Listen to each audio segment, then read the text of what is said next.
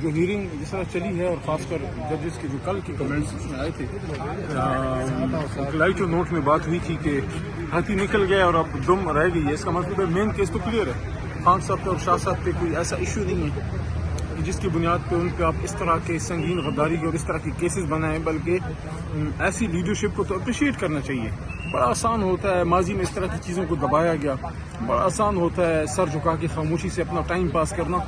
اصولوں پہ زندگی گزارنے کے لیے آپ کو سٹینڈ لینا پڑتا ہے. عمران خان صاحب وزیر اعظم پاکستان تھے اس وقت، ان کے حلف کے مطابق، آئین کے مطابق ان کا حق تھا کہ وہ قوم کو اعتماد میں لیتے، اور انہوں نے قوم کو اعتماد میں لیا. کوئی بھی بڑا لیڈر جو ہے اپنے قوم کو اعتماد میں لیتا ہے. قوم کو انہوں نے بتایا کہ کیا ہوا. اور آپ مجھے بتائیں، میں تمام پاکستانیوں سے پوچھنا چاہتا ہوں، سارے آپ ہمارے بھائی ادھر کھڑے ہیں، ہمارا تعلق کسی جماعت سے ہو سکتا ہے، کسی علاقے سے ہو سکتا ہے، آپ پشتون ہو سکتے ہیں، پنجابی ہو سکتے ہیں، پیپل پارٹی کے ہوں گے، نون کے ہوں گے، تحریک انصاف کے ہوں گے، لیکن ہم میں ایک قدر مشترک ہے، ہم سب پاکستانی ہیں.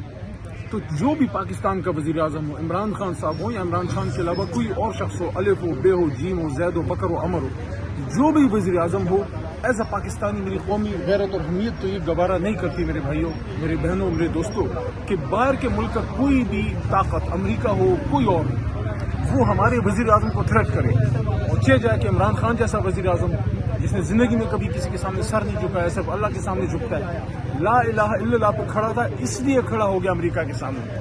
تو ایسے وزیر اعظم کو تو زندان نہیں ڈالنا چاہیے، اس کو تو سر کا تاج بنا کے رکھنا چاہیے. تو انشاءاللہ یہ کیس ختم ہوگا. جس طرح توشے خانے والے ایک فضول قسم کے کیس میں اللہ کے کرم سے ریلیف ملا ہے، سزا معطل ہوئی ہے، اصل میں تو کیس ہی خارج ہونا چاہیے تھا، لیکن بہرحال وہ بھی اللہ کرے گا انشاءاللہ.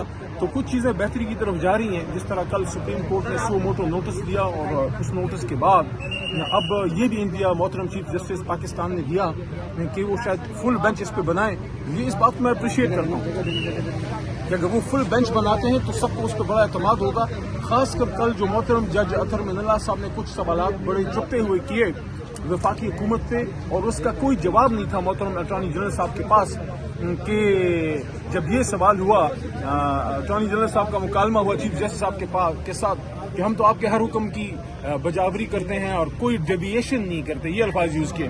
تو اس پہ اطہر صاحب نے تھوڑی دیر بعد پوچھا کہ یہ جو عدالتیں ریلیف دیتی ہیں تو یہ پھر آپ ایم پی آرڈر کے تحت عدالتوں کے آرڈرز کو آپ اس کو عمل میں لانے میں امر مانے کیوں ہیں؟ آپ ان احکامات ہیں جو عدالتوں کے جو ریلیف ملتی ہے، جیسے میرے جیسے بندے کو عدالت سے کوئی میرے خیال میں 6 یا 7 بار میری بیل ہوئی اور 7 دفعہ مجھے گرفتار کیا گیا، تو عدالت ہی مجھے بیل دے رہی تھی، عدالت ہی بیل دے رہی تھی.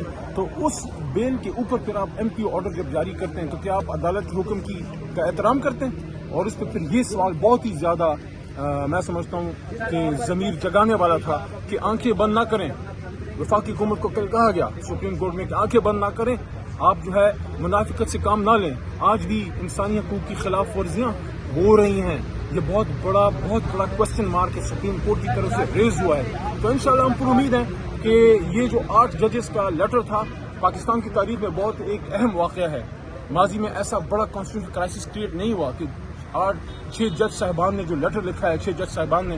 میں سمجھتا ہوں کہ یہ انسٹیٹیوشن کے اندر سے جو ہے اللہ کے کرم سے ایک ریٹیلیشن آئی ہے ظلم کے نظام کے خلاف، اور چند کالی بھیڑیں ہیں. سارا ادارہ خراب نہیں ہوتا، چند لوگ ادارے کا نام بدنام کرتے ہیں. انسان سے ہی ادارہ بنتا ہے. ادارے کی نہ خود کی زبان ہے، نہ ادارے کے کوئی ہاتھ پیر ہوتے ہیں، نہ کوئی ادارہ چلتا پھرتا ہے. ہم لوگ ہی ادارے بناتے اور بگاڑتے ہیں. چند کالی بھیڑیں آ کے وہ ادارے کو بدنام کرتے ہیں. ان ادارے کے کچھ لوگ اگر آئے اور انہوں نے اس معزز عدالت کے جج صاحبان کو تھریٹ کیا تو کیا پورا ادارہ جو ہے اس پہ مورد الزام ہو؟ تو پورے ادارے نے تو نہیں کیا ہوگا، تو چند کالی بھیڑیں ہوں گی. تو ان کا جواب سپریم کورٹ اب لے گی کہ وہ کون لوگ ہیں جن کی اتنی جرت ہوگی ہے کہ اب ہائی کورٹ کے محترم جج صاحبان کو تھریٹ کیا جا رہا ہے، اور باقاعدہ اور بھی جج صاحبان کو جو لیٹرز گئے ہیں یہ چیزیں کافی جو ہیں یہ سوالیہ نشان ہیں. اور ایک اور چیز، کیونکہ صوبہ خیبر پختونخوا سے میرا تعلق ہے اور میں ججز کی پارلیمنٹری کمیٹی کا 3.5 سال ممبر رہا، وزیر قومی اسمبلی کے ممبر اور وزیر. میں سمجھتا ہوں کہ خیبر پختونخوا کا ایک رائٹ ہے کہ خیبر پختونخوا سے ہمارے محترم جج صاحبان ایلیویٹ ہوں. باقی بھی جو چھوٹے صوبے ہیں، بلوچستان کو بھرپور توجہ دینی چاہیے. اسی طرح پختونخوا کو چیف جسٹس خیبر پختونخوا انہوں نے جو ایک لیٹر لکھا ہے اس کے حوالے سے میں یہ کہوں گا کہ ان کا رائٹ ہے کہ chief justice Peshawar high court کو ایلیویٹ کیا جائے اور خیبر پختونخوا کو اس کی مناسب نمائندگی سپریم کورٹ میں دی جائے، کیونکہ سپریم کورٹ تگڑا اور طاقتور تب ہوگا جب تمام صوبوں کی مناسب نمائندگی ہوگی. بہت شکریہ. سر یہ کے پی کے میں جو انتخابات